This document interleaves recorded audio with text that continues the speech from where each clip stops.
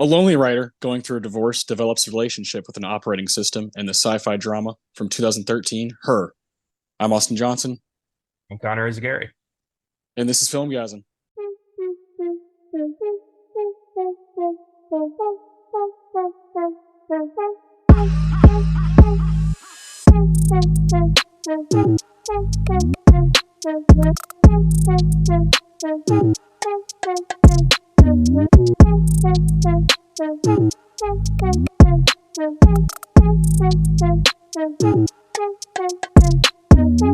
Welcome back to our top 10 films of the 2010s project. Today, we are going to tackle Adam's number three, Her, written and directed by Spike Jonze. Oh boy, I'm glad you picked this because I hadn't seen it in a long time, and I forgot how good it was. I knew I liked it, but I forgot how much I loved it. So thank you, Adam, for picking this. Yeah, of course. Yeah, happy to be back with this crazy project of ours that we've been doing. Yeah, I mean it's a weird one to like rank. I mean, I had it as a 5-star movie, and I was like, okay, where exactly did I kind of put it in this list? And I kind of just kept like, okay, let me match it up against that. Okay, actually, probably like a little more than that. Let me match it up against that, and I kind of just kept moving it up, and it's like right there, near the top for the decade. I saw it in theaters. It's Yep, a Cinemark that I've talked about before on this podcast, and College Station getting a in lot of College love. Station. It is. It is. It is. It's funny. There's a little window of like 3 or 4 years there where I was going to that theater all the time, and a bunch of these movies fell in that little period. I lived there from 2011 to 2015, so that's like a perfect little half of the decade. So a few of these movies fit in that. So yeah, that was where I saw it. Did you guys see it in theaters? Oh yeah, yeah. I mean, this was when I saw the trailer. And I was 18, so it was like at that point where I'm deciding who I am as a moviegoer in a way. Kind of more snobby at this time than I am now, because you're really trying to like put an identity on who you are as a moviegoer, and the movies you go see kind of represent that. And Her looked like I had my name written all over it, and it does. I love this thing. And I remember talking to you about it, Adam, and specifically talking to your now our mutual friend Matt Stepter, who I've shouted out before about this movie because his passion for it is so contagious. So I didn't know personally. I didn't know that that you, Adam, were going to like this as much as you do. Um, and my opening question we'll get to in a little bit might have something to do with that. But yeah, I definitely saw this in theaters. I probably saw it at Embassy, I want to say, here in San Antonio. Because I would have been back from Romania at that point. So I probably saw it probably at Embassy. Probably by myself as well. It's one of those you just kind of go and just let it wash over you. But Connor, how about you? What's your journey with this movie? I did not see this in theaters. This was a year before I started Filmgazm with Caleb, and I was incredibly choosy about what I wanted to watch. There were certain things I just thought like, I don't want to see that. And Yeah, when we started Filmgazm and Caleb and I made that pact to watch whatever we like stumbled onto, no restrictions pretty much. Her was one of the first films I went to because it was odd. It was, billed as, Joaquin Phoenix falls in love with a computer, which it's so much more than that. But at the time, that's what I thought it yeah, was. And I watched it and did like a 5 sentence review and just thought like, this is a melancholy movie, but something about it speaking to me. And I consider this kind of a building block towards the kind of film reviewer and film fan I started to become in 2014. So this is only my second time watching this movie. wow, Yeah. Oh wow. two times in a decade. Wow. Yeah. And this time, between 2013 and 2023, I have become a completely different person. Yeah, And I've experienced a lot of different things. And this movie speaks to me even more now. Like the nature of love and what it means to love and what it means to be human is something that's more quantifiable to me now than it was then. Something that's, I don't know, easier to kind of find in yourself, or at least in myself. I can't speak for everybody, but that's where I was with this. It's like it was amplified for me this time. yeah, yeah. I definitely think it's aged really, really well, and is going to continue to do that. because it deals with kind of these existential things and love, and of course the use of technology is just going to get more like relatable. It's just pretty fucking scary, but I don't know. That's really cool. Adam, are you do you like watch this movie a lot, or is this something I you just mean, like put on like every couple years type thing? yeah. I mean, I've probably seen it 5 or 6 times. Yeah, Yeah, yeah, same. Yeah, yeah. So yeah, I guess on average, then I guess it'd be every couple of years. yeah, And I've shown it to a couple of people. That's yes, part of it. It's like, oh man, we should watch this. Or I'm trying to remember if anybody saw it in theaters with me because it came out like around Christmas time. I think technically it January. did. It came out December 18th. Like I had like a pretty limited release, Like in New and York then and LA. Yeah, in January it exploded. So January of 2014 is technically yeah, it's wide release. yeah. But it was eligible for the Academy Awards. Yeah. That. Oh yeah, and it did some Um, damage. Yeah. yeah. So yeah, I'm trying to remember if I saw it with anybody. I probably didn't. I probably saw it by myself, but which Yeah. is kind of like, that like Fitting. says Yeah. something about this movie. Yeah, yeah. It's like it's this pretty solitary thing. And yeah, I mean, I loved it when I first saw it. But yeah, Matt, who you mentioned before, we talked about this movie the other day because I told him we were going to do this, and I was talking to him about a bunch of other stuff, but about some other things that we'll get to here in a second, I'm sure. But I don't know, like I don't know. It's not when you're just like, oh, I can't wait to watch her again. Like it's just so fun. I just I don't know. It's like, oh man, I'm like in the mood for that, or like, yeah, I'd love to show somebody that, or that really speaks to me, like because of this thing that I'm going through. That be maybe more the reason than just like, oh, cool, it's Saturday night, let's pop on her. Like that's like Yeah. yeah, that classic favorite. I don't know, but it is just so good, which is why, and it does hold up every single time. And we'll get to some of the technology stuff, but it's like it's very poignant, and it's even more poignant, I think, now than it was even 10 years ago. Oh yeah. Oh yeah. Yeah, because it is set in near future Los Angeles, Right. and a lot of the movie was filmed in LA, and then in China, specifically Shanghai. And you can see, like the skyline, it's gotten a bit bigger, just a little bit more buildings. It's a Yeah. little bit more futuristic, but not to the point where it's full on sci-fi, but it still has that kind of feel, that not dystopian, but just kind of like, oh boy, where are we headed? Kind of like I love the word melancholy because he uses it. Joaquin Phoenix, he uses that word when he's like trying to find a song. He's like, too melancholy. Yeah. I like that word melancholy for this movie because I don't know, it just has this kind of rhythm to it that, yes, it's not super rewatchable, but every time I watch it, it's very memorable, very rewarding, and I think that's why it's on one of our lists. I definitely thought about it for my list. It kind of made my initial like rough draft of whatever 30 movies that I wrote down. So I definitely love this movie. It's like a 4.5 star type movie for me. So I'm like with you. I just didn't. That's why I love this project, is because I didn't quite know that you liked it this much. So I'm like excited to go down that road. And my opening question, Adam, I'll let you start. You can tell me to fuck off. You can you can answer it as honestly as you want to. Of course, this is a movie podcast, but specifically, sometimes when I come on, I bring the heat. I like to get down to the nitty gritty. So my question is, Adam, does this movie remind you of any relationships that you've had? Yes, it does. Yeah, so my friend Matt and I, who we've mentioned a couple times now, both have gotten divorced in the last year. And we talked about, he said, have you watched her since you've gotten divorced? I said, no, I've not. I'm gonna watch it this week, and then we're doing a podcast about it. And he was like, man, I'm curious to see what you take from it this time. And it is the first time I've watched it since then. And I'll be honest, it didn't hit me as hard as I thought it might, that particular part of it. But yeah, I mean, I think the movie, like, there's times where I see a parallel between my relationship to just like basketball and Yes. my, Yes.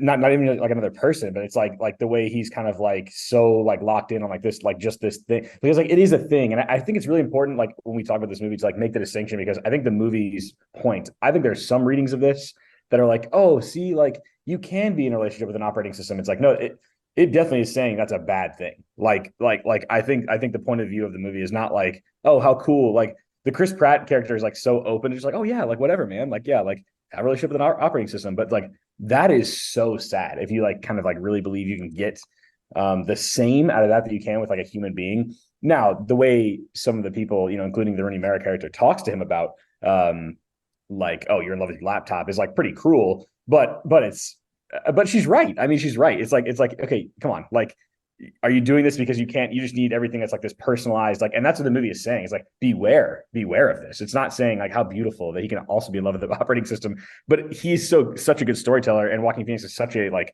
gifted performer that we kind of have an empathy for him. Like, oh well, maybe like they could make it work, like operating system. But that's crazy. That's the whole point of like the movie. It's why it's so great, is because it kind of almost tricks you into thinking like we can have relationships with these things that aren't like just a human being, and it's like, and that's fine. It's like, and you can have them, but there needs to be a point where it's like, okay, like I'm not blurring reality anymore. Like I need to understand that this is a thing, this is a person, this is more important. This person is more important. But no, I mean, yeah, as somebody who's gotten divorced and he's dealing with divorce in the movie, yeah, certainly there's sections of the movie that hit home, no question.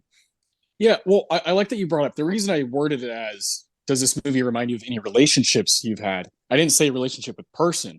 It's like Yeah. relationships with whatever it may Mm-hmm. be. Mm-hmm. And so I like that you brought up basketball. For you, it's something that you're obsessed with and that drives you sometimes to the brink, of just being alive, and like it's good and bad, right? Sometimes it forces you like, oh man, like this is all I'm thinking about, but it's so beautiful to think about something that deeply, Mm-hmm. whether it be a person or a thing like that. So I like that you answered it that way. And if, yeah, and this movie does carry a certain kindness to it. It has like a certain because of the way Joaquin's character, the way he kind of carries himself, it does have a kindness and a sincerity to it that doesn't make you just really really sad. You know, and we might bring this up later. I think the ending is pretty fucking cool. I think it's pretty fucking neat that at the end of the day, looking at the skyline with like who his best friend Amy Adams, like that moment is more important for them two than anything we've probably seen in the movie. Mm-hmm. Mm-hmm. So I love that it like kind of it treats things the right way. So yeah, it could be looked at as like a Black Mirror episode, but Yeah, also I thought I about think that too. I think it's more kind than Black Mirror. So Oh, way more.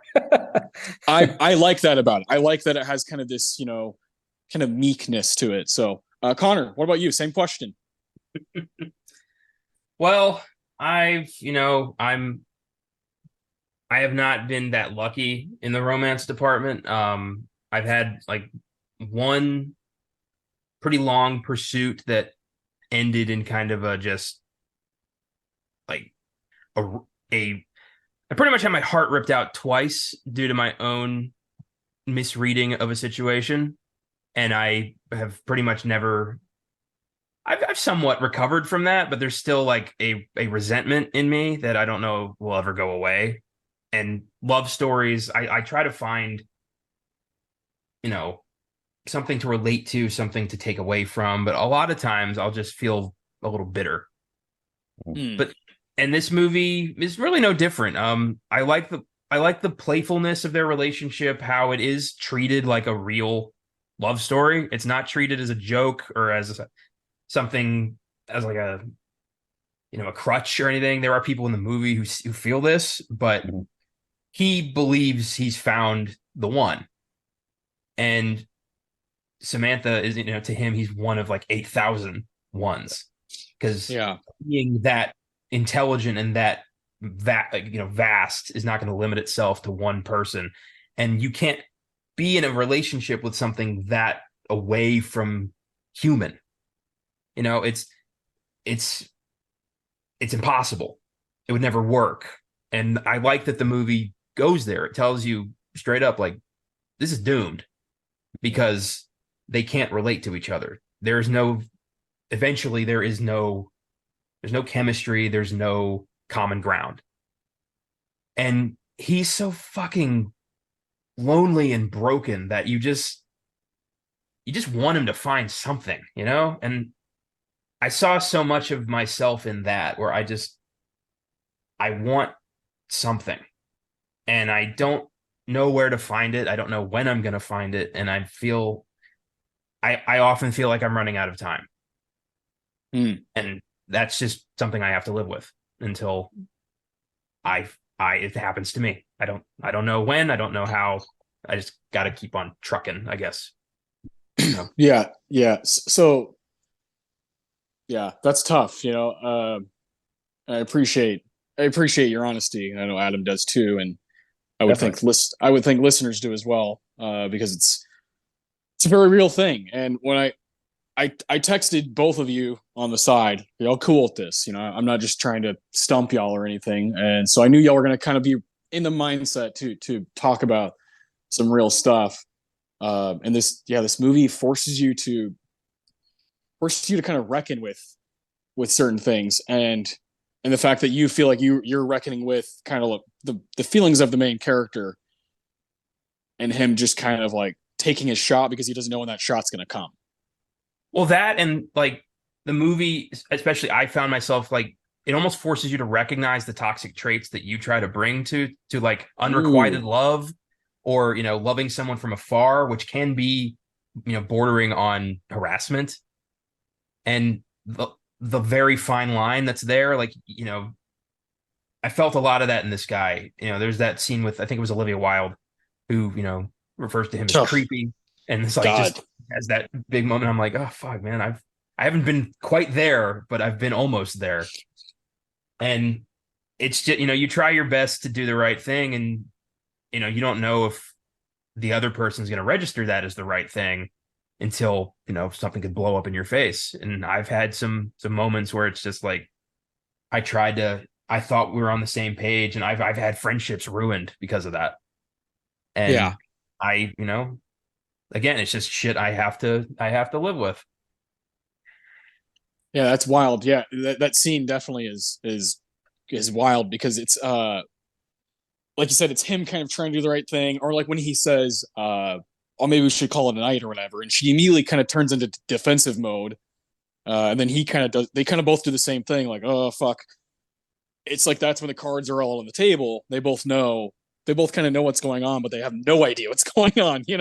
It's such a mind fuck of a scene, and like Olivia Wilde does really well in that scene. She plays off that kind of I have it put together, on this date, like I'm this beautiful woman, this beautiful person, like look what I bring to the table, and then kind of it just kind of backfires, as the Well, night she as kind the of night. she kind of freaks out. Is kind of the point. Is like Yeah, it yeah, starts. They both screw up at the end there. They both got she yes, comes being like, oh, I don't know how the time to kind of like mess. He was like, what? I'm just like what? Like it was just such a.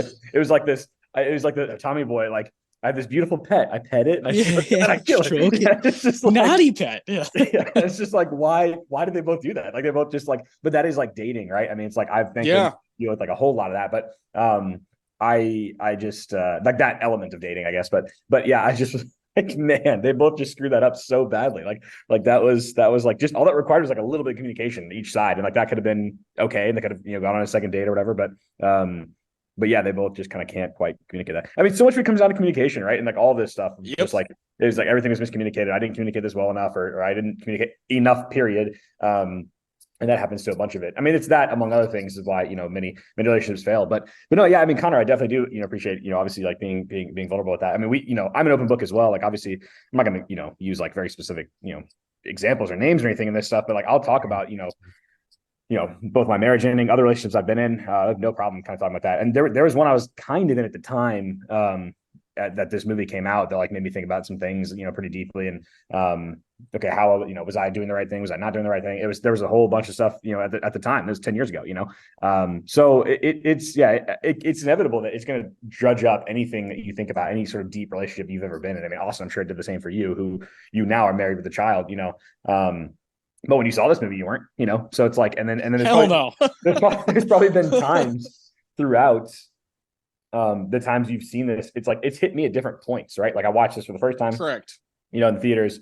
I was in kind of a relationship that petered out, and like, and at different points, I've seen it both like while engaged, right? I showed it to my ex-wife, like I think she may have seen it before, but I remember watching it together, and it's like you experience that differently, and it's just you experience it differently based on like what stage of life that you see it in. I think that's one of the beauties of the movie, and you can take whatever you want from it. It can be very sad. It can also be very hopeful. Like I think there's a Yep. reading of this that's incredibly hopeful, and that's the one I try to take away from it. But I usually try to do that in general. So I'm maybe not the best like person. Like I'm not the type of person that is sad. Let me listen to a sad song. I'm sad. Let me like listen to something that'll cheer me up. So yeah, I don't really relate to Theodore specifically. Like we just are very different types of people. Other than maybe the kind of the empathy side, I think we were similar, but like just like how we go about our day and just the general vibe. We couldn't be more different. But I think some of the things he goes through are some things that are universal. Yeah. I Yeah. I think, go ahead, Connor. I am a lonely writer who has trouble relating to people. Hmm. So I was on board pretty quickly. Petty. Yeah. Yeah. Yeah. For me, this movie now is, uh, I mean, there's like the flashback scenes of Rooney and Joaquin, which is like, in hindsight now is wild, but watching them together, um, when it was working, like specifically one of my favorite shots of the whole movie is when they both have cones on their head and they're just being silly, just like hanging out, being silly, being best friends. Like I see those things now, and I'm like, yeah, I mean, I believe it to be true, like that is possible, like reaching that like summit of being with somebody that you're not only attracted to physically, attracted to emotionally, and like those things like culminate into for some people marriage, for some people just a healthy relationship, and then sometimes it comes to a close, and that's just the fact of life. So nothing's guaranteed, right? Nothing's set in stone. Just because you say something to somebody doesn't mean it can't change even a year later. So I love that about this movie. I love its vulnerability. I love that Spike Jonze put his emotions on the table. His relationship with Sofia Coppola is definitely right here, front and center. He's not hiding from some stuff. So who was it? Scorsese says, write what you know. Stick with what you know, film what you know, and Spike did that while also having the kind of the sci-fi futuristic twist. But it's very clear that he's gone through some stuff similar to this with the Rooney Mara character and Scarlett Johansson, the Samantha, the operating system. That it's a great movie. It's cool that you can have these conversations about a movie, 20 minutes into a podcast. So I appreciate both you guys. I appreciate both y'all participating. Of course, yeah, and we'll get some more as we kind of go. I mean, but the thing about this movie is like it's not really like some of the other ones we've done where it's like, okay, now let's discuss the plot. Now let's discuss it's like no. I mean, that's somewhat important, but it really is just like it's just kind of a feeling, you're feeling the entire time, and like and it's making you question based on how it's being filmed and like what it's trying to communicate at different points. Like, okay, is this okay? Is it not okay? Like, is it like how close can he get to this like operating system? Like how and the different responses, like, is that an appropriate response? Is that an appropriate response to like him saying like, oh, I'm in a relationship with my operating system? It's like, is that enabling? Is that being too harsh? Is that, what I mean? You're asking yourself those questions kind of throughout the entire film, especially if you're somebody who wants to be empathetic to all different types of like lifestyles and choices. It's yeah, it makes you question a bunch of different things, and I think that's good. I think that part is good. I think that read on it is really positive. But it's not far from a Black Mirror episode though. Like it's really it's really not. I mean, it's obviously longer, but there's times where it's like, oh, this could easily be a Black Mirror episode. Yeah, and we will, like you said, I think organically as we do do the categories, do the awards, we will go through some of those things that are scary, but also hopeful, but also there's some funny moments. When he's playing the video game, I always like lose my shit when he great thing. Yeah. Fuck face. Yeah. Yeah. I just love Spike Jonze. I love his style. I love that this is kind of his thing. Like he's done a lot of different, writing or directing or whatever, but like to do like solo written and directed by, this is kind of like his thing that he's gonna be remembered by, and that's a really unique thing. So well, yeah, do you want to talk a little about Spike Jonze? I mean, kind of what he's done in the past. He's a big music video guy, Jackass guy, Yeah. I guess I don't really want to go into like a huge like production thing. I want to talk about him because there's like the cool connection of the music being written by Arcade Fire, and he's done a ton of their music videos. So yeah, I mean, Spike Jonze is the man. No matter really what he does, I always like respond to him, even if it's something small like the Wolf of Wall Street scene, which also from 2013, where I think he says, Leo's character is like, Jordan Belfort is like, the penny stock thing, like the pink sheets. And he's like, wait, we get like, what's the return on these? And he says, well, like, I'll sell 5,000 of these like right now. And Spike Jonze is like, you sell 5,000 of those, I'll personally suck your cock. He's got such like a unique voice, it's kind of like the soft spoken voice. But when he says that in Wolf of Wall Street, it's really funny. But yeah, I mean, being John Malkovich. I love the lean in where he's like, and I hope it happins. Yeah, yes. Great touch. Yeah, being John Malkovich, I love that movie. He directed that one in 1999. Where the Wild Things Are. I think he wrote and directed that one, if I'm not mistaken. Yeah, Jackass, like Beastie Boys stuff, Arcade Fire stuff. Like the dude's IMDb is like schizophrenic. He's crazy talented. I think Malkovich is still my favorite thing he's ever been a part of. Fair. That is one of the most creative, weird, hilarious movies I've ever seen. Yeah. But yeah, I love that he can do like very existential, thought-provoking shit, and then also just pal around with the Jackass guys. Yeah. Yep. Like I love a guy insane. who has that kind of range of life. It reminds you of like you, right? Where you're like, I'm not. It should remind us of all of us. It should be, oh yeah, we're not. You can't be put into a box. Your identity. It doesn't have to come from like one thing. It can come from a lot of things, So I've always appreciated that about him. Yeah, absolutely. Like I've definitely tried to, embrace any and all art that I think is going to enrich my life in any kind of way, whether that be, a drama or watching Johnny Knoxville, launch into a lake with wings on. If it's gonna make me feel good, fuck it, bring it on. I don't, I don't care. Yeah, the dude kicks ass. And like I said, this is going to be the thing he's remembered for. Her made $48 million on a $23 million budget. It's pretty good, right? For, doubling its money, I guess, on for an indie movie that's starring Joaquin Phoenix that looks. I remember the trailer being kind of like, for me, I was like, fuck yeah, but I can definitely see like it's a hard sell. Scarlett Johansson starring as operating system. Also, the elevator pitch is, oh yeah, the guy that falls in love with his operating system. It's like, oh man, I'm loser. Yeah. You a lot of people are out before you even like get into like what it is. And even now, if I like tell people like, yeah, I watched her, I watched this, and like, was that the movie where like he falls in love with his like operating system? It's like, I mean, yeah, I guess, but it's like watch it, watch it. It's the same as when you're like, obviously like a certain type of person when you're like, oh man, Social Network, like great movie, and they're like, is that Facebook movie? You're like, yeah, but like it's about way more. Yeah. It's about like yeah. It's about like the internet. Yeah, and just like America. Yeah. I mean, yeah, it'd be like, oh, you like There Will Be Blood? That movie about oil? It's like, yeah, sure. Yeah. You can always like box a movie in, but it's not really true. But yeah, with this one, made some good money. 5 nominations at the 86th Academy Awards. Got 1 win for a original screenplay. I would like to just quickly go through because I think this is a really, really like interesting Oscars year, and obviously all 3 of us know a lot of these movies. So screenplay would be Her with the win for Spike Jonze, beating American Hustle, wow, Blue Jasmine, Dallas Buyers Club, and Nebraska. These are all movies I like. I mean, I don't really like American Hustle, but I like the others. Yeah, this is pretty easily the best screenplay of that group. Yeah, I'd say so.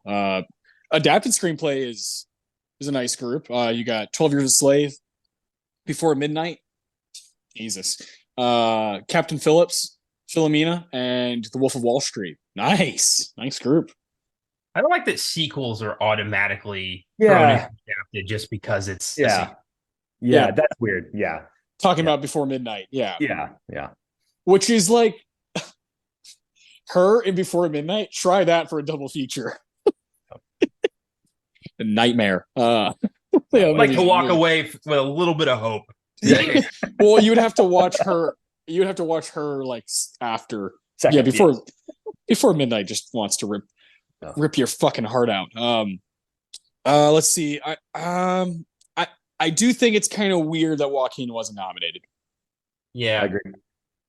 It's a good, it's Matthew McConaughey. That's his win, right, for Dallas Buyers Club, beating Kirsten Bale, Bruce Dern, Christian Bale for American Hustle, Bruce Dern for Nebraska, Leo DiCaprio for 12, Wolf of Wall Street, and Chiwetel.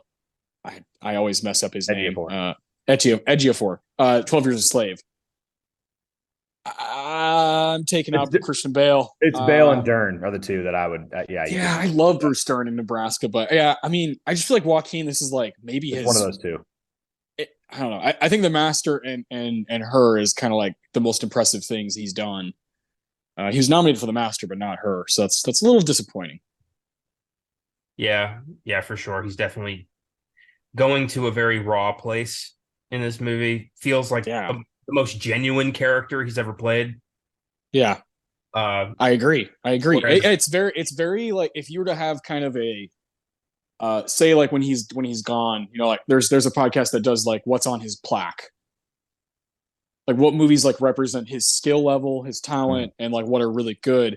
And I think Her might be like the first thing you put there, just because it's so unique compared to a lot of stuff he's done. I'd probably go like if I had like four, I'd probably go Her, The Master, Gladiator, and I guess you have to put Joker in there, even though like I don't like love Joker. I think some of it's kind of gimmicky, but that goes on his plaque for sure. Correct. Yeah, I think those might be the four. Am I missing something? Well, we'll see with Napoleon. Yeah, that hasn't happened yet, right? Yeah. That could overtake Gladiator for like the historical, significance. Yeah, Gladiator, I think it's not his coming out party, but it is kind of like the I'm fucking here like performance. Like I can go toe to toe with like the best of the best, and he's such a slimy bastard in that movie.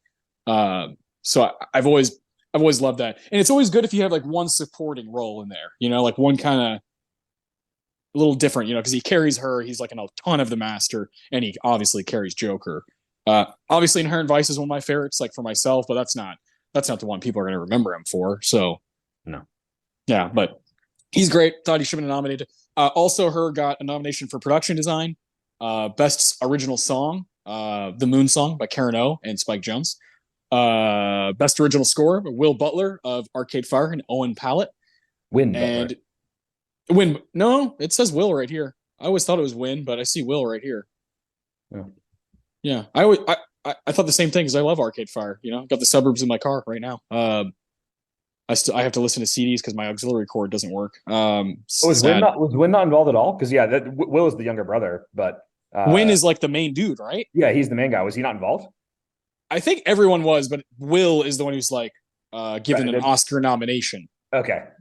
Interesting. Yeah. Okay. Well, I didn't know. Okay, I thought Win was like definitely the guy who's like behind all this, but I guess not. Yeah. He's the singer. Win is the singer. He is. He's like the face of Arcade Fire. Yeah. Just to reflect. Yeah, I mean they're great. I love them. And it was also up for Best Picture. I'll go through that category and then we can move on. Because this is fascinating.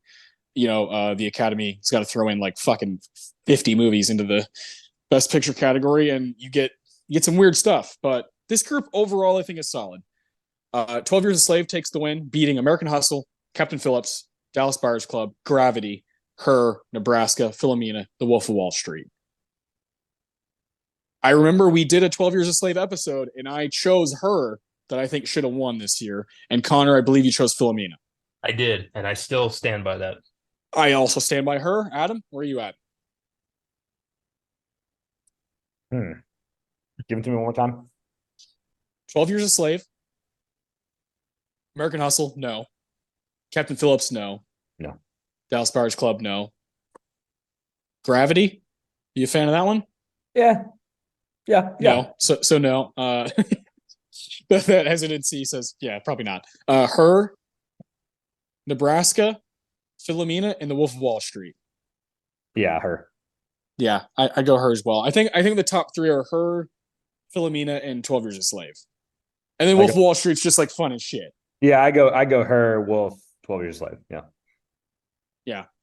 Wolf of Wall Street's my like favorite because I haven't like I rewatch it the most of all these movies, but I'm not giving it Best Picture. I'm not like sure. It's hard to compare to a movie like Her, especially 12 Years a Slave. Like my God, you know, just like what they're trying to do, you know, is just completely different. But Wolf of Wall Street, if you want entertainment, that's the best one out of these. But Philomena is great. I remember Connor like went to bat for it big time, and it was really cool.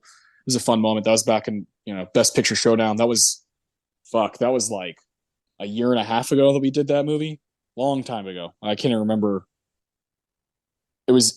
Yeah, I think it was a year and a half ago. And 12 Years a Slave, another one that like you're not chomping at the bit to like throw on a Saturday night, you know? no, we No, talked about that, right? Yeah, we talked when we about that did when that we did it. episode, I declared like this is the last time I'm watching this movie because I can't Yeah. do it again. Yeah, heavy. It's brutal. Yeah, it's wild stuff. This Not isn't like the necessarily heavy, but it's heavy. Yeah. Yes, yeah, exactly. Like I feel like it was supposed to be made, type Definitely. thing. It's one of those. I don't think there should be like a plethora of like slave movies, but I do think there are ones that are like must see out there, and I think it's one of those.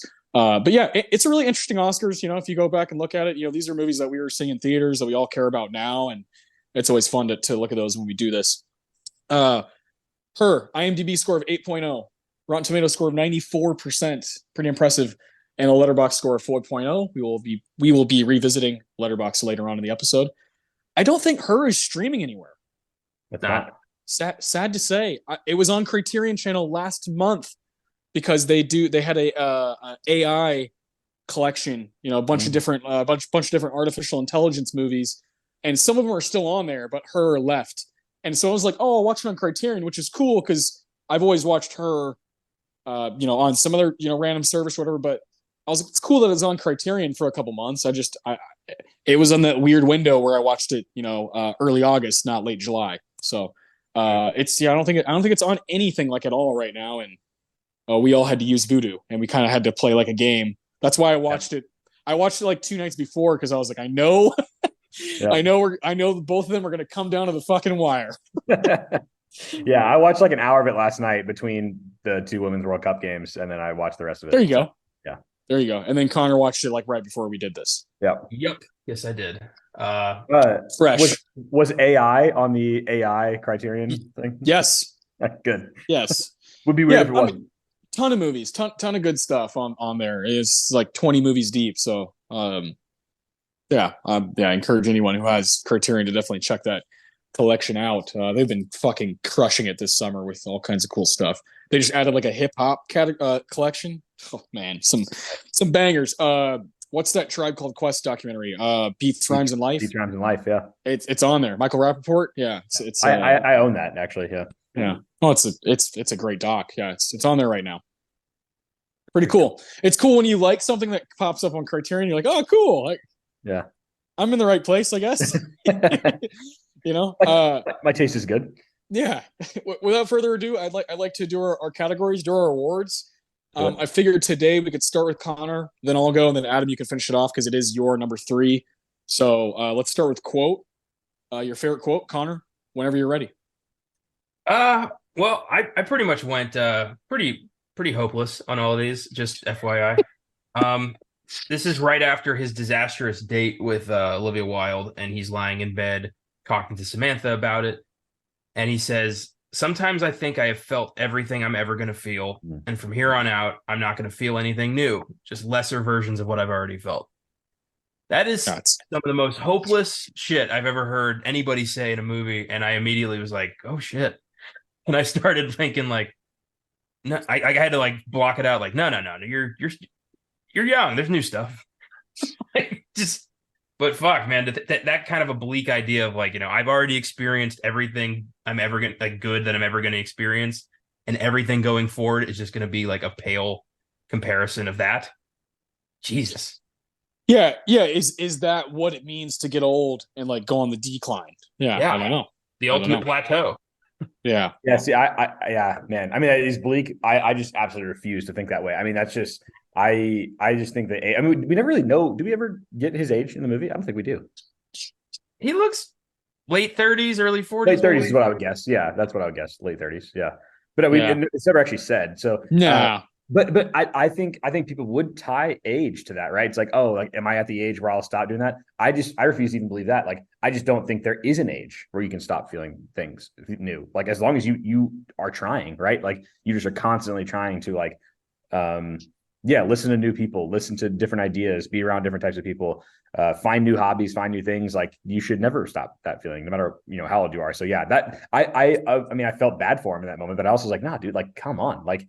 And that's the part of like Samantha that is like good for him, right? That person you kind of like bounce some ideas off of and like help you get organized and help you like that's where the AI can really like help you. Obviously, it's taken a bit too far. And that's where it gets into the Black Mirror episode part. It's like we have the moment, Yeah. just like a Black Mirror episode. It's like, oh, this is actually like this is pretty helpful technology, like what a nice Yeah. thing that this guy has, and then Yeah, and then obviously it turns, but it doesn't turn like crazy bleak with him. But in terms of like, usually in Black Mirror, it's like someone like dies, it's like this. Yeah. It's not like that, here. But no, I that was a quote. I circled that one too, Connor. I was like, oh yeah, that's that one kind of like sums up his mentality, if not the movies. Yeah, I wrote 3 down, and that was one of mine, just in case we have some variety here. But yeah, it's one of the best. Man, this is tough. I'm gonna go with kind of like a paragraph one that I love. So at the very end of the movie, last lines from Theodore.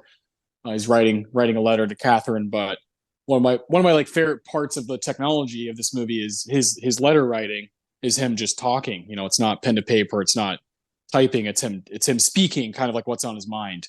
And the whole movie, this is his job. His occupation is to write letters for people, to basically be a ghostwriter for humans all over the place. And I love that he puts it to use for himself at the end of the movie when he's writing to his now ex-wife. And he says, Dear Catherine, I've been sitting here thinking about all the things I wanted to apologize to you for.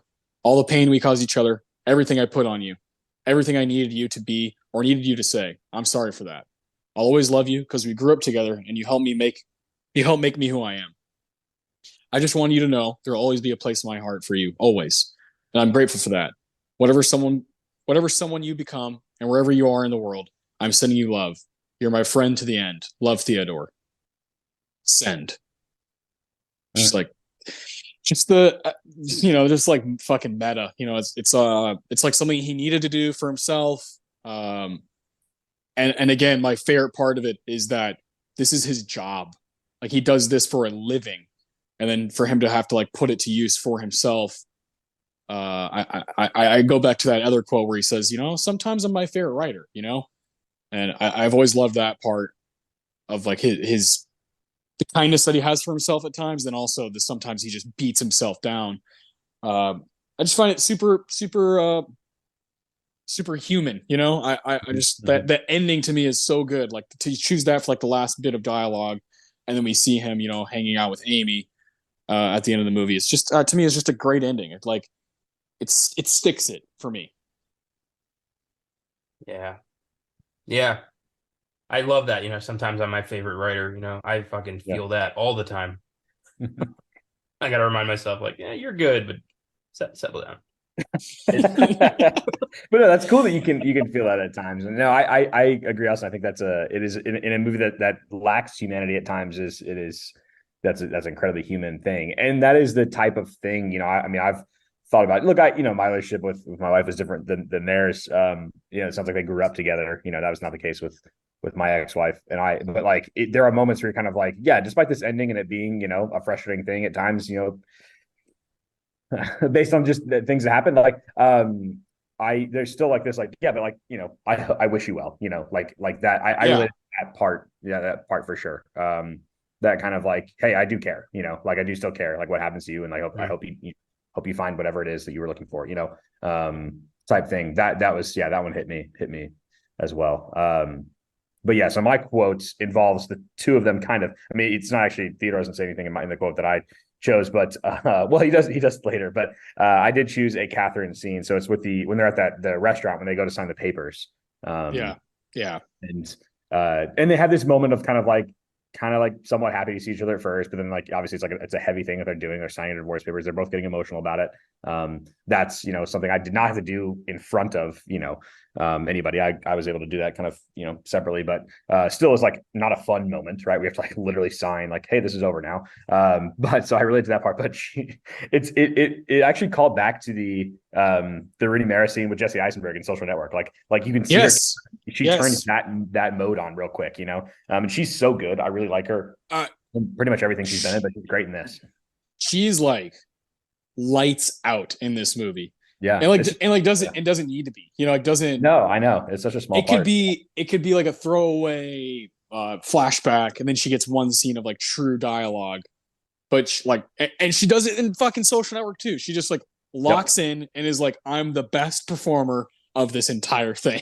And it's a true heat check performance from her. Like, if we were doing a draft, I would consider picking her for performance. I think that scene that you're talking about, that you're about to explain, is unbelievable.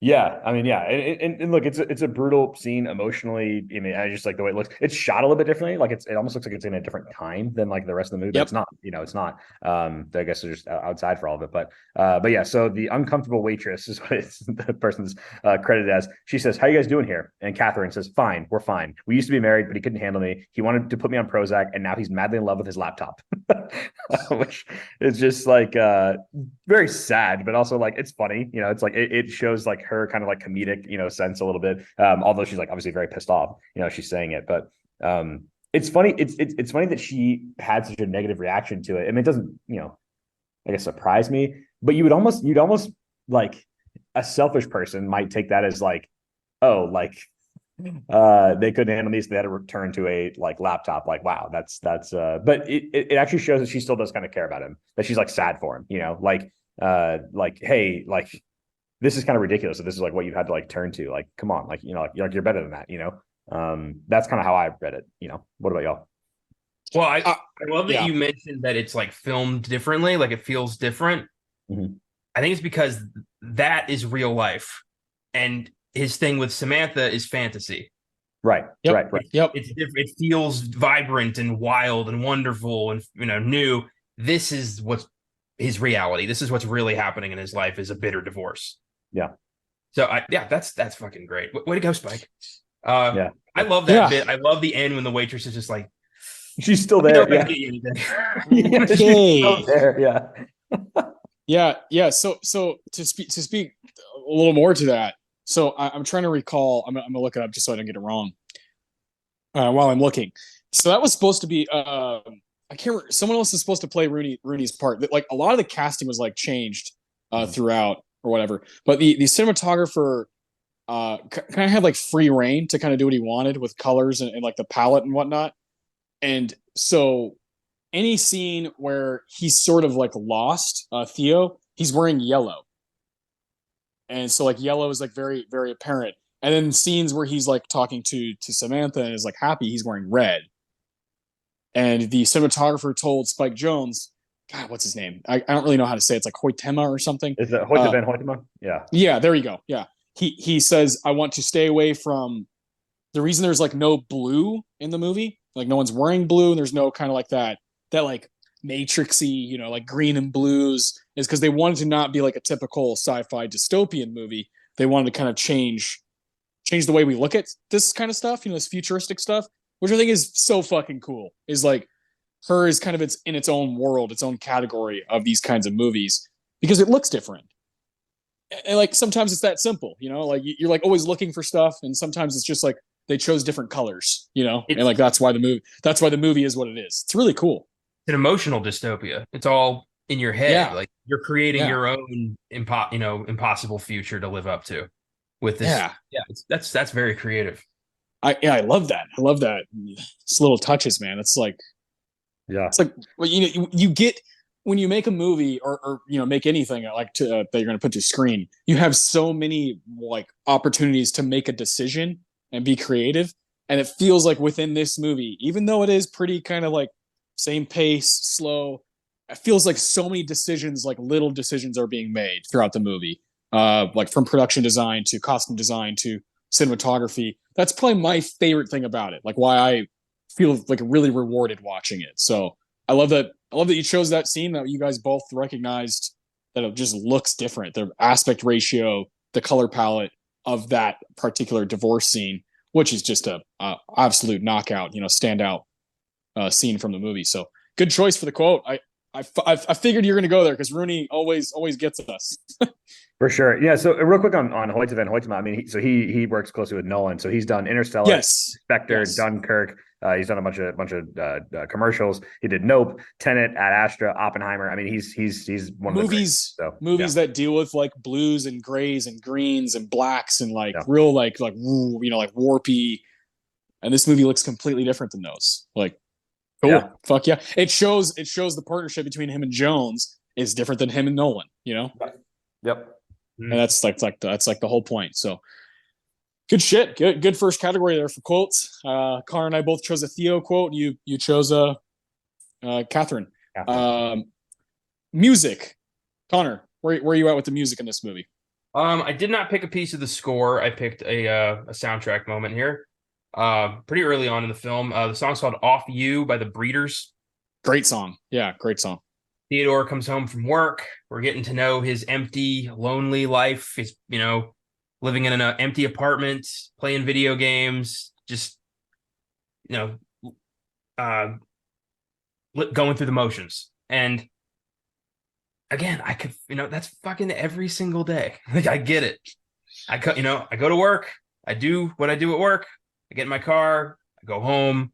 I walk up the stairs. I go in my room, or I go in my house, my apartment. I pick some movies. I put on some movies. I watch movies. I go to bed. Rinse and repeat every single day of my life. Okay, I'm glad you brought that up because I meant to mention earlier when we were talking about the whole relationship thing at the very beginning of the movie. I wondered if you feel the same way as me. I relate to Theo in my relationship with movies, where it's kind of like, have I seen everything and felt everything that I'm going to feel? Like, why do I keep watching these? Why do I strive to watch a movie per day or 2 movies per day when what am I getting out of it? But then, same as Theo's character, there are all those moments where you're like, this is why I do it. This is why I watch them. This is why I keep fucking chipping away because you get her. You get a, whatever movie that like you thought was the coolest of the movies you watched that week. It happens. Like it can happen. And Adam, I know you feel this when you get up at 3 or 4 or 6 in the morning to watch soccer, and it's like, that game meant nothing. And then the next one is like, oh, that was great. That's why I got up earlier for the earlier game. Yep. So I could watch that. It's not very good. And you watch the good one, you're like, that's why I watch. Yes. Yep. Exactly. And it's stupid and it's insane, but it's like, I can't help it. If I'm breathing, that's what I'm gonna do.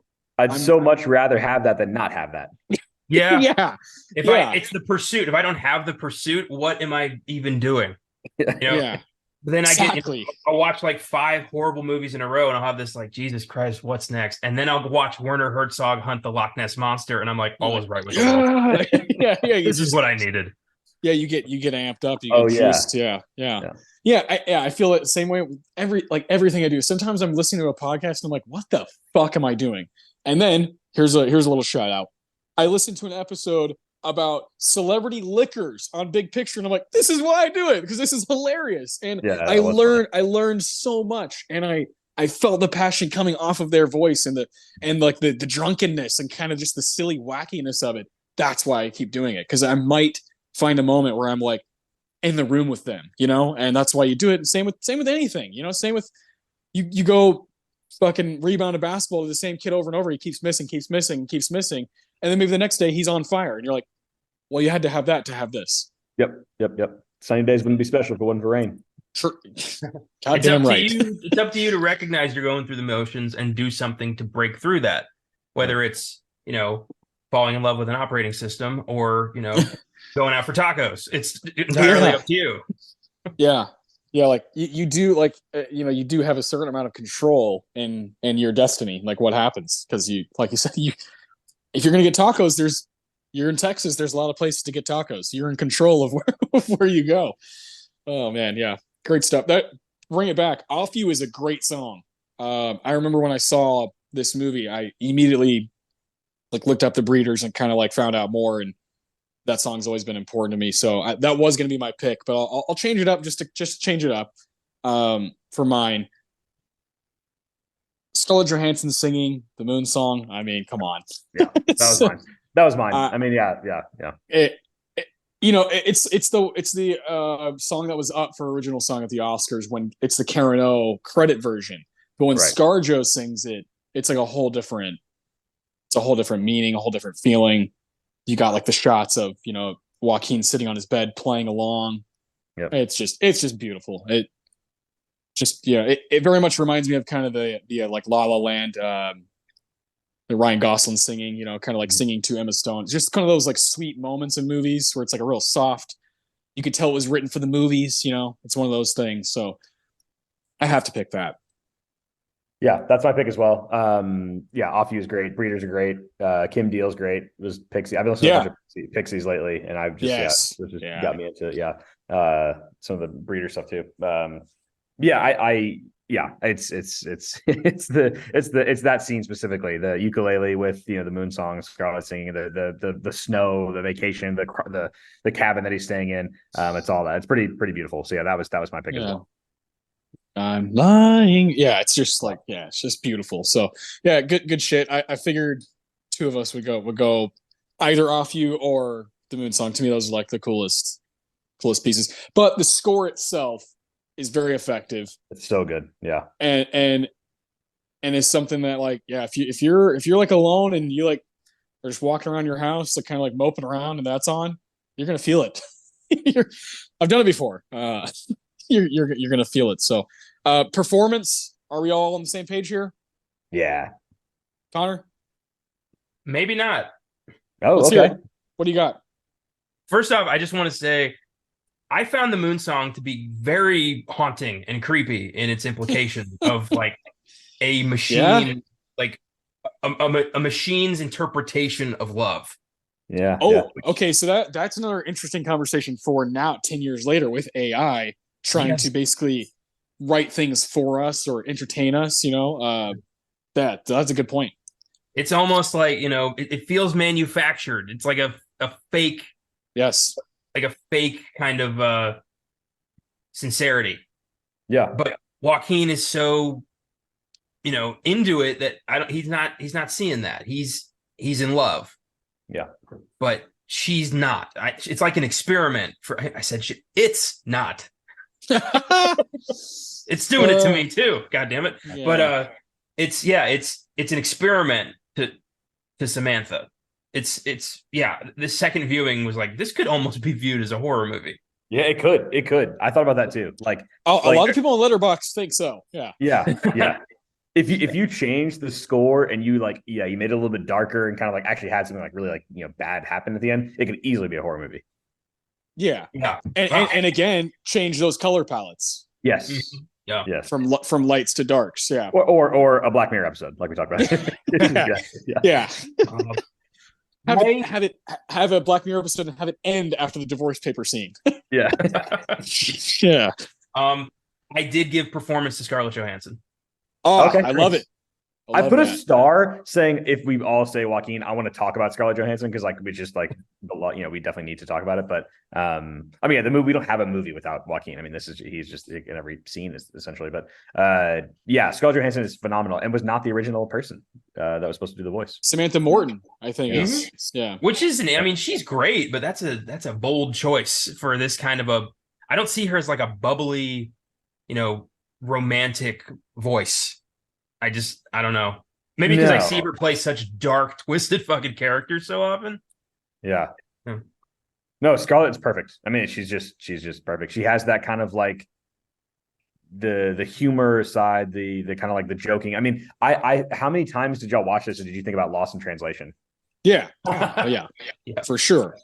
I mean, so many times. And I that's up on the IMDb thing. I pair this with, I mean, I don't know. Like, I mean, this is like maybe this is a different version of Scarlett, than Lost in Translation is 10 years later. But and I'm certainly taking like, and I think Spec Jones, maybe this is what he knows this. I'm applying like, I know Scarlett Johansson's voice. I've seen her in so many movies. I know what she looks like. She's obviously incredibly beautiful. Like, so that's probably part of his like calculus towards this is like, this is going to make it a little easier for you to buy in to like this being somebody you could fall in love with. Because it's like, who wouldn't fall in love with Scarlett Johansson? You know what I mean? It's like that's kind of like what kind of like lonely guy wouldn't fall in love with, someone who sounds and looks, even though we know, we don't see her in the movie, we know what Scarlett Johansson looks like. He knows the viewer does.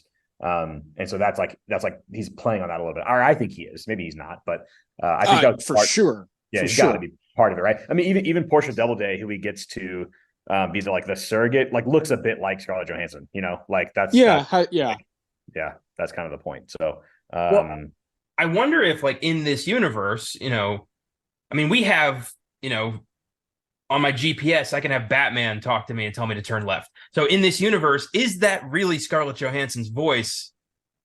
Like the I would think actor Scarlett no. Johansson? I would think no. That's always such a fascinating. It's like in the universe of this movie, does like Dumb and Dumber exist? Is that like a default like, setting? Pick an actress voice for your OS.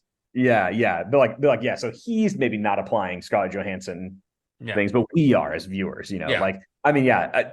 We talked a little bit earlier about the like him nailing the kind of like slightly distant future part. Like 10 years later, I look at that and I'm just like, man, like it's incredible. Like it's some of it's predictive, like the obviously the AirPod thing, like everybody's got AirPods, like the way people kind of like talk around. I do think he maybe overestimated because like I was thinking about like geopolitics in like 2012 and 2013. Like China was obviously a huge thing. It's like, okay, we don't like we're not gonna look like Shanghai all of a sudden. That maybe has calmed down a little bit in the last 10 years. But I see what he was going for there. Like that's not quite as predictive, I guess, but no, the aesthetic and also the kind of like vintage craze, like he saw that coming. Like a lot of the men have like the kind of vintage wear, the kind of high pants, and they're all tucked in. Like there's definitely like a portion of kind of like granola guy that dresses just like that. So I think some of that he predicted it's really sharp observationally.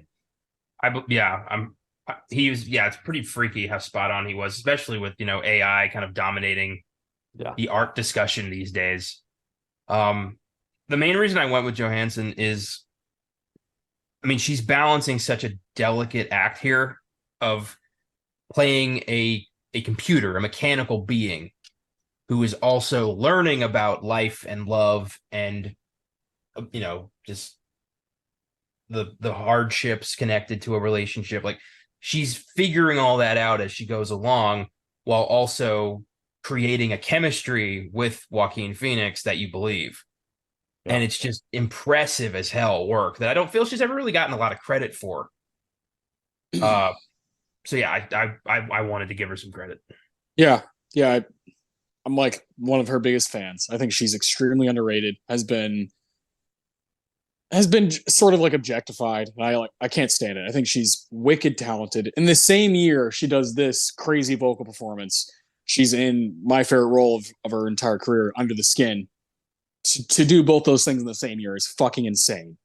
She's unbelievable. And this was her year to experiment with like non-human creatures learning about life. Yeah, definitely not human there in Under the Skin. Yeah, I think she's just excellent. It's great casting. I was reading that Spike Jonze had built not like him personally, but he wanted to build like a room for Samantha Morton and then Scarlett Johansson to do all their work in, and it was like this like almost like a shed type thing. And Joaquin, he suggested, it was like a director's suggestion for Joaquin to never make eye contact or any kind of contact with either Samantha Morton or Scarlett Johansson during like on set, to kind of provide that you're a voice to me. Like it's hard to imagine your body, but like I'll try, but it's always kind of like this distant thing, this voice. Yeah, it's like a really cool little like fun fact about just kind of like how movies are made and like the decisions, again, all the decisions that you're allowed to make. And it probably helped their performance, like allowed them to really fulfill, what we see on the screen. So yeah, ScarJo's voice is money, and I'll say, I think you guys kind of talked about it, but like, I don't mind at all. I think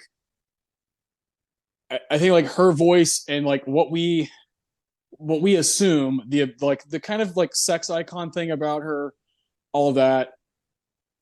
I do think like that, you guys know what scene I'm talking about. There's like two of them.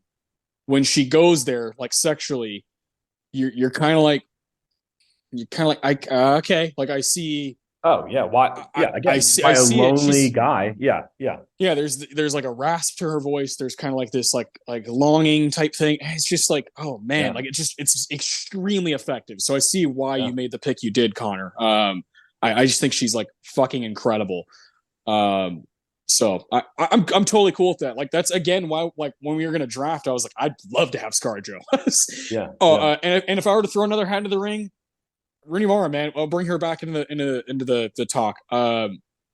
She's unbelievable in that scene, and the like fundamentals of their relationship, the marriage that they had. If those flashbacks don't work, if that divorce scene doesn't work, this movie could be like so much weaker without It that could fall stuff. apart So right there. Yeah, it could fall apart right there. so yeah, I think everybody's like wicked important. I think Amy Adams is awesome. She like totally makes sense as kind of like Yes. kind of messed up hair, sweater, like her quote where she's like, it's an acceptable insanity, like Yeah, that, yeah, yeah, yeah. all that stuff that like hipster kind of like it's a documentary about my mom sleeping because like when we're dreaming, we're the most free. Yeah. I like believe every word she says. So Yeah. everyone to me, everyone that gets time, Chris Pratt, everyone that gets a moment is like money. Well, I'm glad you just said Pratt and Adams because I made a note about both of them. I said I actually like them. I prefer them in these kind of like smaller roles. Like, Yeah, Chris Pratt. What the fuck? Like, yeah, I forgot how like cool he can be. Like the Andy Dwyer, from Parks and Rec. It's like it's like, oh yeah, like this dude's like really funny and like really like this like very charming, like empathetic dude. It's like we just have turned him into this like kind of action star because like that's just what like supposed to happen, I guess. But it's like, oh yeah, like I liked this dude a lot. Like when he was kind of doing these smaller parts and he's so just kind in this movie. Like he's just like incredibly kind soul that really cares about Theodore, and I think that's and I think he does that really well. And Amy Adams too, like just yeah, I mean, there's things that she's done that I like, but this is kind of like a great lane for her, like playing off of Joaquin, like she has these eyes that are just like so like inviting and like warm, that I don't know. I thought she was just awesome. Like on this rewatch in particular, I was like, man, she's really good in this. yeah, and it's a fascinating. The year before, she's in The Master as a completely different character. Yeah. This isn't fashion. Yeah, she's her talent, her range is fucking nuts too. So this is a cast I'd like to see like come together for like a totally different kind of movie. ScarJo, Rooney, Pratt, Amy Adams, Joaquin, just like do something completely different. Yeah. Yeah. I'm in. I'm fucking in, especially if it's a heist movie. Okay. So yeah, Adam and I both chose Joaquin. Connor went ScarJo for performance. Favorite scene, Connor. What do you got? I went with the scene with the sexual surrogate Isabella. Fascinating.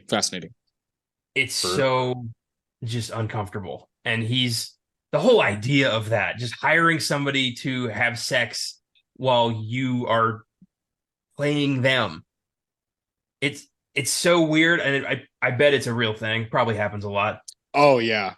But yeah, like as they start, getting into it, and like Joaquin's just like, I can't do this. Nope, it's too weird. I can't do it. And she gets so heartbroken. She's like, I didn't want to cause any problems in your relationship. And I'm just like, it turns into like this oddly funny thing that causes a fight between him and Samantha. And it's such a strange situation. I can't help but like be horrified and laugh at the same time at this just a crazy proposition.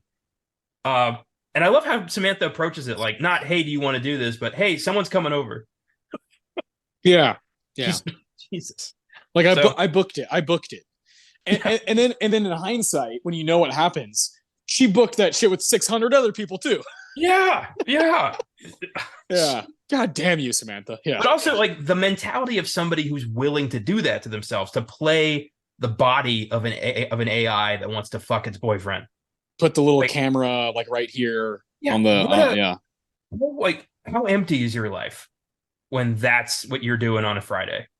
Well, and I also wonder, like, man, how do you not get like anything? I mean, like, I guess you're getting the satisfaction of like obviously the physical like feeling, but like the like, oh, I'm helping these people out. This wouldn't be possible without me. I guess it's the same. Yeah, I mean, in her mind, it's the same as like surrogate mother. It's like that's, I mean, maybe not the same. That's probably I don't want to like surrogate mothers. That's an absolutely phenomenal thing that people do for other people. Like that's incredible. But I that is a little bit just like a one night thing, but I think maybe the mentality behind it is similar at least. But I that scene is absolutely, because you can't help but put yourself in really both people's shoes. Like, would I do this? Would I do this from either side? Would I go do this like for someone? Would I do this if I like to have like, how could I not like think that it like I don't know. Like I got nothing. It's just this person. You're I'm not what? fucking Yeah. Scarlett Johansson right now. You're Yeah. fucking this woman she hired to play her. Yes. But Yes. also, all parties are consenting here. Oh, for So, sure. like, is For anyone sure. getting Yeah. hurt? Not really. Oh yeah. I don't think it'd be like a moral quandary. It'd be more just Yeah. like it's more just like like I don't know. Like Weird. how do I square this in my mind? You know what I mean? Just like Yeah. her mouth isn't moving. Like, Yeah. Yeah.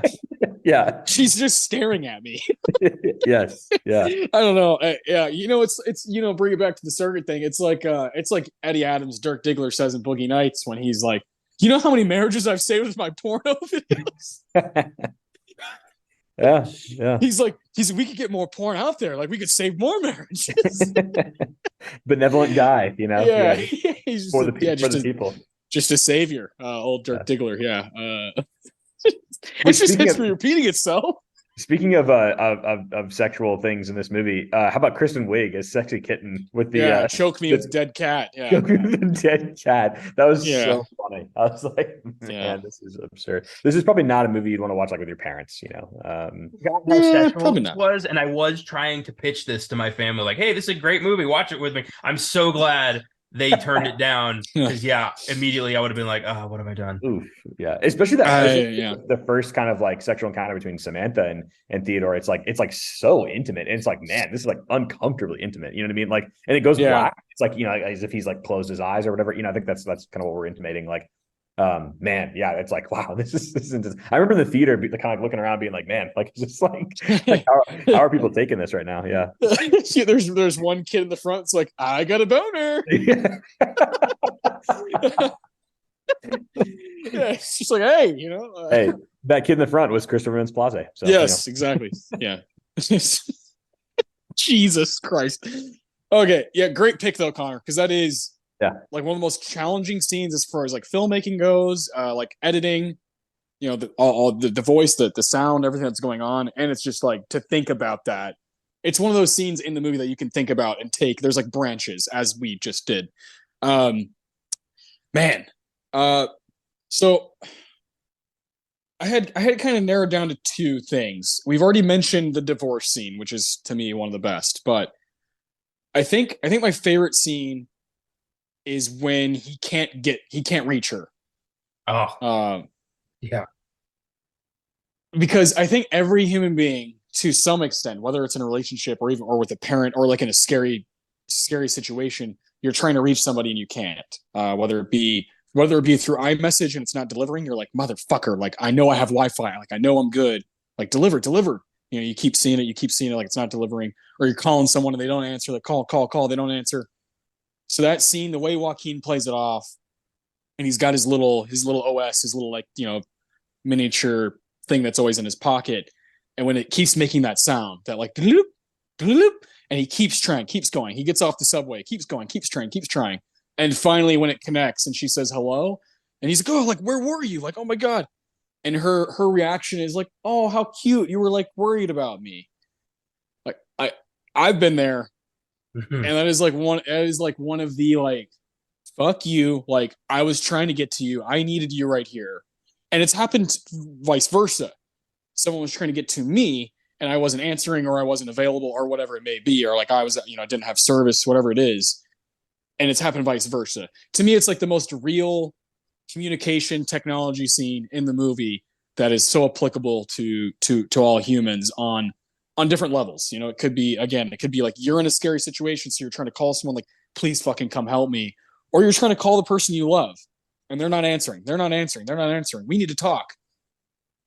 That scene to me is completely mind-blowing. And I thought Joaquin did a fucking amazing job. To me, that's the scene that you would use for the Oscar nomination, when he's like running out of the subway and he finally gets her and he's like, oh my God. Like, well, he trips, remember, before he gets out there. Yeah, those people are like, are you okay? Yeah. Like, Jesus, dude. Yeah. I mean, he like fucking wipes out.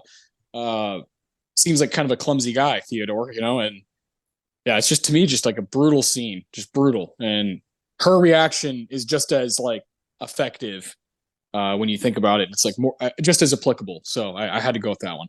I love how dark that scene starts with the music goes full, like panic mode, dark, ominous, like, oh shit, like this is where the horror movie starts. And it doesn't go that way. Like, it subverts your expectations throughout. I like that a lot, but it does turn into that, you can't, like, you're angry, but you're also relieved.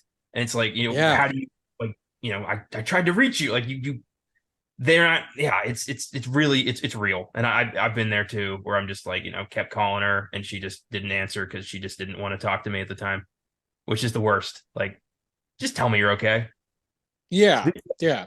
This also that scene also shows the fickleness of like, hey, if I'm in love with this like operating system, like there that thing is bound by just like the connectivity of like the internet. You know what I mean? Like it's like yeah, it's just, it shows like the like how it's like, hey, like this is so reliant on just like being connected. It's like, hey, if your like internet goes down, it's like, yeah, you're not gonna have this for a minute, like Yeah. She literally says like, "Oh, we're like got a new software." It's like, yeah. It's like, well, that's gonna happen a lot. Yeah, it's like I just like that's like a real girl saying, "Oh, I was doing my nails," yeah. like oh, I was getting my hair cut. You changed providers, like, you could kill your girlfriend. Yeah, yeah, Crazy. fucking nuts. Again, yeah, the fickleness of it is, yeah, it's great. But that's a good pick. Mine involves the two of them as well. So I put kind of for two different reasons. The scene, it's like the montage of after kind of Samantha and Theodore like reconnect. And he's like out, he like, she like helps him like order pizza, right? He like spins her around, or she spins him around, and so good, such a good scene. Yeah. So yeah, so I think it shows a connection, but also the real life isolation that both like his life could and has become, right? Because like there's even bits in that scene where you kind of like see other people in the crowd and they're all just walking around by themselves talking to something like in their ear, and it's like no one's connecting with each other. There's like a couple families every once in a while. They could be going through the same thing. Yes. And so it's like yeah, in a way this is beautiful, but also like quite sad, because it's like, look at all of these people that just like have no real connection to like real life other humans. They're just kind of connecting to this thing. And so it's like, in their own perspective, this is kind of fun, but this is so limiting. And I think that whole little montage does a really good job of showing the kind of positives and negatives of this, and to me primarily negatives of this whole thing of like falling in love with an operating system. That's why I chose it. That's great. Yeah, I love how they hone in on that family. Yep. And like kind of like dissect, like he dissects like what's going on there. Like, oh, he's not the actual dad, whatever. Like she's younger, he's older. She's been dealing with the same douchebags and finally found like the nice guy. I'm like in love with that scene. I think it's brilliant, and I think you pointed out like the most impactful part is that it goes both ways. That's like what we keep bringing up, right? With this movie, with her, why it's so special is there's like constantly these two branches of like hope and despair, just like constantly, always like there's not just one path. There's always two like breaking off, and that's why it's fun to talk about. So yeah, that's an excellent pick. Yeah, it's like, it makes you think about the long-term effects of this relationship. Like, children, like just, where are they going to be in even like a year, 5 years, 10 years? Like it's incompatible, and nobody wants to, like, in universe, nobody wants to bring that up. Yeah. Very good. It's frightening, but her wants to bring it up. Spike Jonze wants to bring it up. It does. Shove it in your face. It looks like some good pizza too. I love good pizza scenes, and it looks like good pizza. So, I thought that was really cute. Like, oh, you want a lemonade too? He's like, yeah, sure, I'll fucking take a lemonade. I'm happy. Come on. I like that they hone in on his like this is in that same bit too, because you talk about the family. They hone in on the family. And he is better, despite her having this all-knowing AI. Yeah, he does a better job of actually saying, like, because he's human. Yes, because he can actually see, and like I can. Okay, no, the way he's looking at her, like I can tell, like those are not his kids, but man, look at how much how in love. Like she's dated some assholes, but like look at, like, this is such a nice guy. Like, that was so well done too. Like the way he's looking at her. Yeah, it's like, and she says like, that's quite a skill you have. It's like, yeah, well, you're a fucking computer. Yeah. You get all mad. You can only you have a limit to like what you can do here. Which gets me to, I actually had a question I wanted to ask you guys. So his job, right, is like also like it's essentially AI, right? He's essentially AI writing these letters for these people. Would like, he's obviously good at it, and he's also obviously a very good writer. But I read his stuff, and like if I were to receive one of those, and like I guess what is the theory? Do the people know that they're receiving a letter that's not written by the person that's actually saying it to him? Like, do they know that? Do you think? I don't know, but think so. if I found out, I'd be pissed. That's my point. That's my point. Yeah. But is that like any different than getting like a Hallmark card with a pre-written message in it?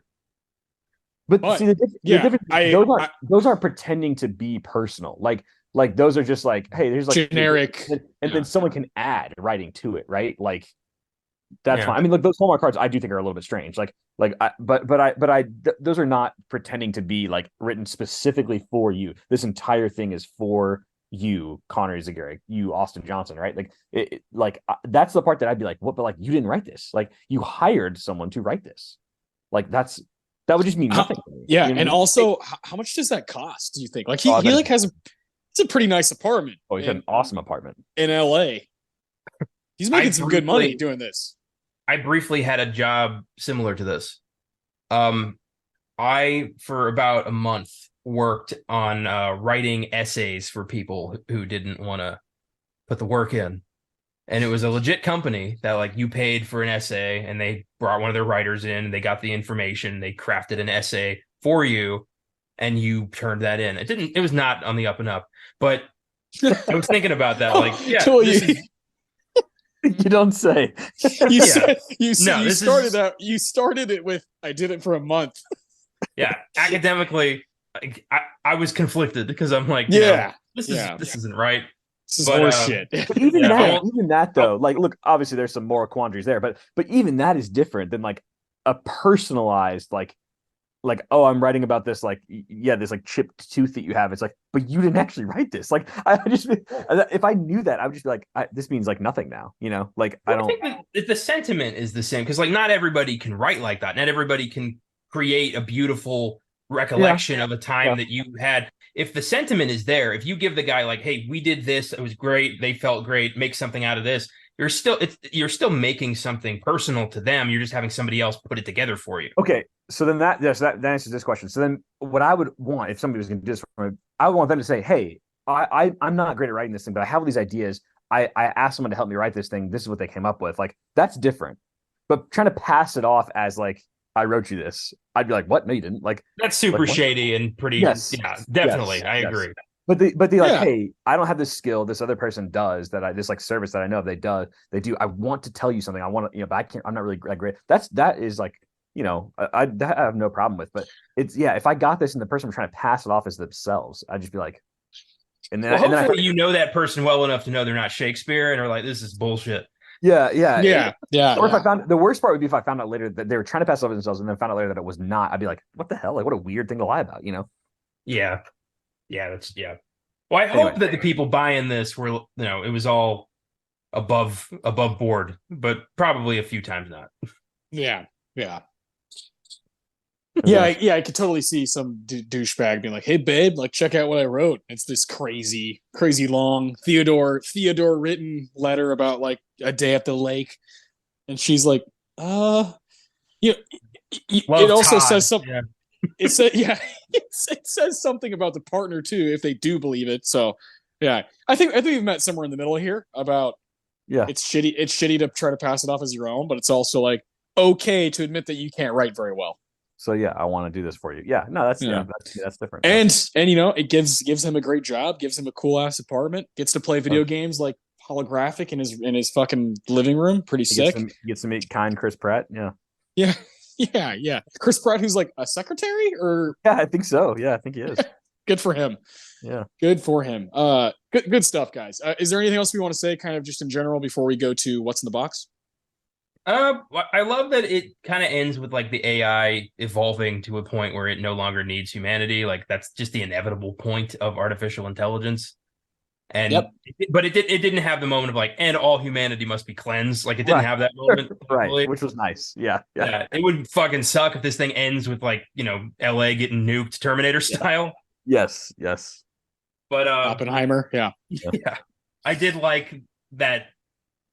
The inevitable breakup was intelligent and actually made like a lot of sense. It wasn't emotional, right? Yeah, it was calculated, right? Which is how AI would approach that. Which is like, again, makes sense. A couple quick notes. I mean, have we commented that Spike Jonze is the person who voices the little video game character? We have not. You're right. Yeah, we have not. which is very funny. And then the morning after scene, I loved that. Like with like after the first Yeah. time, like any sort like, and he does the whole. She does like, whoa, I look at a couple emails. Like it's like this awkward. Like that's so well done. I think that's a really sharp, like well done scene. Not like it's not like the best scene in the movie or anything. I think it's really smart. Yeah. Really kind of like this is what this would kind of be like. Because yeah, he kind of has that awkward like, all right, I guess I'll fire it up now. Like, like after this like really intense like thing the night before, like that's really funny. And then the scene, the opening scene, when he first, not the opening scene of the movie, but the opening scene when he literally opens the OS and like it's asking him questions and things like that. I think that's really sharply done too, because it asks him these questions, but doesn't really ever let him finish, which is kind of the point, right? It's like this can only know you to a point, like what you're willing to even say, and then it makes these assumptions of you based on like profiles and stuff like that. But again, all of those are just a version of you. It's like the Be Right Back episode of Black Mirror, right? It's like this is just kind of like a version of you. It's not like it's like kind of like this sanitized version of you. It's not the real you, which is why that episode of Black Mirror is so good, because the Haley Atwell character realized like I don't like this is not actually you. Like this is so weird. Like this is like you don't have the flaws. Like you don't. It's like this is not who you actually are. But I do think it's really sharply done. How it's like it doesn't even let him finish. It's like, oh, I got it. We're good. Like it's like I've made the assumptions. Like I don't need you anymore. That's really smartly done, I think. Yeah. Yeah. Good point. There's a lot of point A to point B moments that are like just not lazy. They're intentional and effective. And yeah, there's Spike Jonze, man. Spike Jonze. This is his masterpiece. So yeah, I love this shit so much. I'm trying to think if there's anything. I do love the beach scene. Like when he falls asleep and she's playing, like she's like plays, like composes a song. Mm-hmm. And then that happens later when the photograph scene, when she's like, I imagine this is the photograph, and it's like this beautiful piano piece. Those moments are really interesting because it's like, wow, I mean, yeah, Samantha can just on a whim create this like incredible piece of music while he's just like sleeping on the beach. Yeah, I guess I'm sure we're gonna think of stuff later, but at some point you just have to move on and live with it, right? So from here we'll go to our next segment, what's in the box. What's in the fucking box? Give me the gun. Okay, so I know Adam said that this is a 5-star movie for him, 4.5 star for me. Connor? 3.5. 3.5. Solid. So all the way around solid. I got 3 here. Let's see. What Connor, you had said it's more fun to do like the negative ones just because it's like hilarious, like watching people just get angry about stuff. Yeah. I have 2 like pretty negative and 1 like, one that's I guess semi-positive. We'll do this negative one, a 1.5 star review. It's just funny how angry people get. For me, I just like move on. So, but Nadine Smith did not move on. This is written in 2018. I don't know which I dislike more, this movie or the fact that I related to it back when it came out.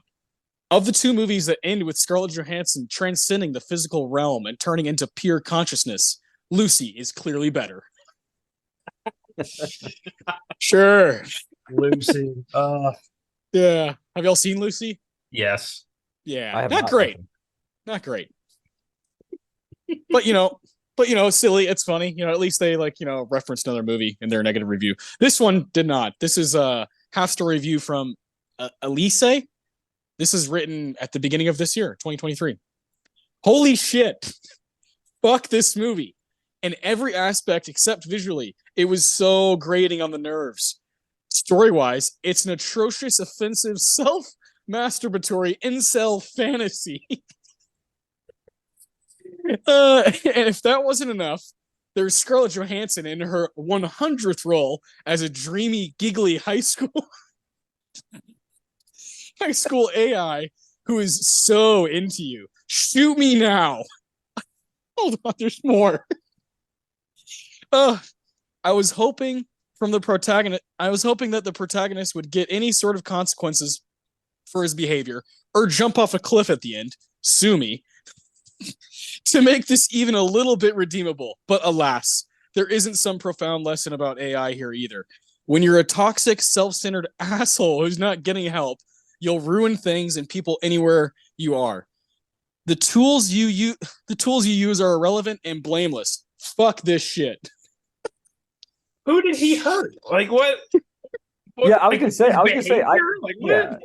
Yeah, that's my biggest issue with the thing is like obviously he is a self-absorbed like person, like no question about that, but he doesn't hurt people Oh man.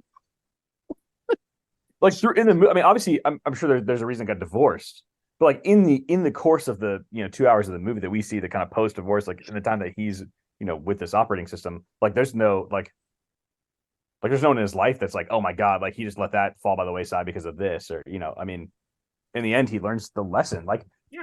he does suffer consequences. He's dealing with like an extreme loneliness. Like that is the consequence. Like and that he's trying to like kind of find. I don't know. Like yeah, that's a strange. I mean, look, there's obviously a reading of this movie that's like very like, oh, of course, like the male fantasy, like it gives this like sexy voice to like fall in love. Like I get that. I think that's a fair criticism. But yeah, to say that he's like hurting people all around him, I don't think that's true. Yeah, I mean, whatever. If you're gonna open up your review with holy shit, fuck this movie, it's like, okay, you're like really negative. There's movies I don't like that I can't put that like energy into it. It's like I just wasn't for me. And I understand if Her isn't for you. Like I totally get it. There's one review that I almost chose. It was like a 2-star review where the reviewer said that moment when the director realizes there hasn't been a single person of color, and it says 62-minute mark. And I read that review before I watched the movie, and I was like, I was watching it at the 62-minute mark. There's like a vaguely Asian guy and a black woman, like in the frame while he's walking. And aside from that, it's a lot of white people. So I was like, that's kind of that's kind of clever. Chris Pratt's girlfriend is Asian. Yeah, she is. Yes, she is. Yeah. Unfortunately, she's not. She should be in it more. I thought she was really good. Yeah. Yeah. Look, I mean, that's a valid criticism, but it's also like, it's such a small cast that I'm not like, it'd be weird if it was like this massive cast and like just nobody, like everyone's white. It's like, this is still LA. Like there's going to be a lot of diversity there. But it's like it's a very like small world that we deal with. Like like what do we see, realistically, like kind of in the day to day, like 8 people. Yeah. Like 4 to 5 really. I mean, it's really a very small. So like, I mean, that's fair, but it's like, yeah, this is not some sprawling story that like, requires like, this like, every color of the rainbow cast, to me at least. I mean, I don't know. I agree. I just thought it was funny. I was like, because it was funny that they pointed out the minute mark, and it's true. Like while he's walking through LA, out of nowhere, like in one frame, you're like, oh, okay.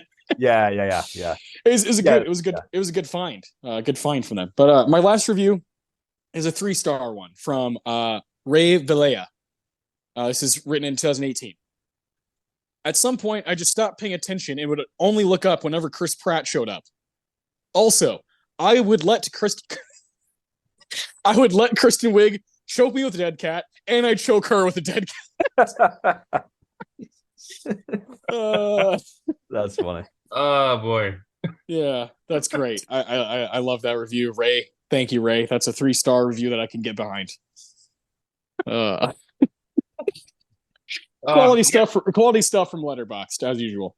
Oh yeah, I bet there's a lot of people pissed off about the whole male fantasy thing and like, yeah, oh yeah, incel shit. And it's like, I think he's a decent guy. I think Theo's he's got friends. He's well liked. He's not he's a decent dude. I mean, when the opportunity arises to fuck the surrogate, he's like, nope, this is weird. I can't do this.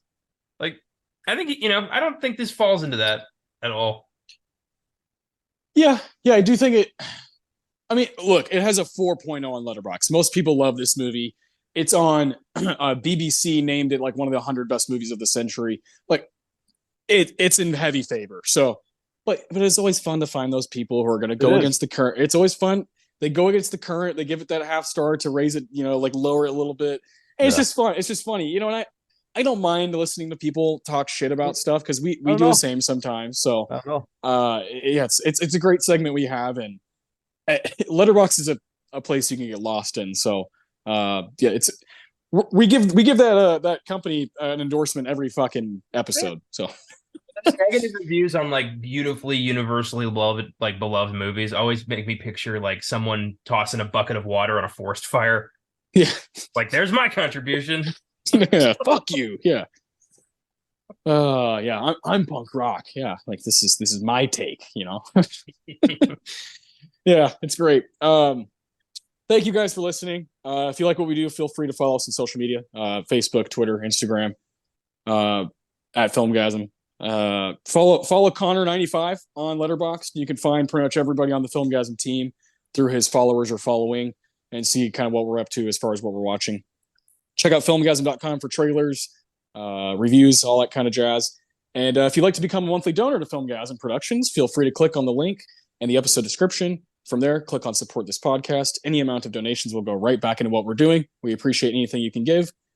Thanks to the entire Filmgazm team for their contributions. We've been doing a lot of shit lately, and we couldn't do it without a full team. So special shout out to Cooley Cal for our theme music. Love that guy. And most of all, thank you all for listening. Keep watching movies. We'll see you very soon.